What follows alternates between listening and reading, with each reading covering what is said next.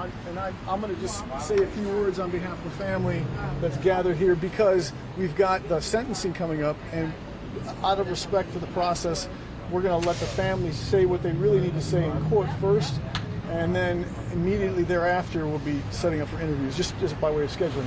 But today was a very stressful time for the family. It was a very challenging time. They gathered together over the last several days to go over this process. Prosecutor Grogan did a good job of keeping us informed of what this process was going to be about and how it was going to play out. The family was advised every step of the way as to what this process was going to be, and in the end they agreed to the plea that took place. The judge conducted the proceedings in a way that was very even-handed, and also let everyone know that he was planning to take this case to trial. And it was our understanding that this case was going to go to trial until we learned that Camden Burch wanted to plead guilty first.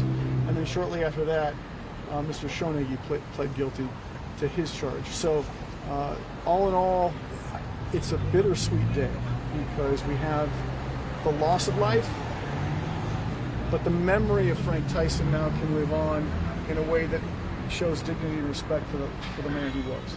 Was there a plea deal in the works, though?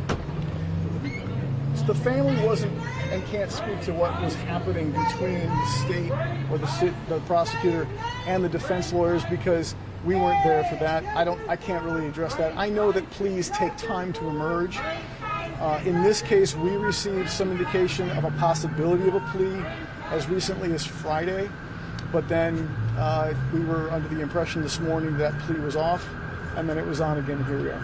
So there is a civil lawsuit still pending, is Yes. that right? And you're representing the family That's for right. that. That's right. Okay. Yes, sir.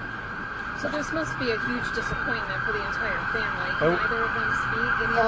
I'm going to let them address the court first, and the reason for that is we don't want to give the judge the perception, or the parties the perception, that we're here to pile on. Right now, they've got a lot on their hearts and on their minds that they have to find a way to say in court, and then afterwards we'll be happy to have interviews at that point, I promise. But can you give us a sense of what you're going through? Yeah, right now the family is still grieving. There's a sense that, or an assumption that these moments heal, but they don't. They have a way of opening old wounds, and then the question always asked is, what if I didn't have to be here, and did we do the right thing, and are we living in the right way? So all of this is still with them, and the struggle to lose a loved one continues, for sure.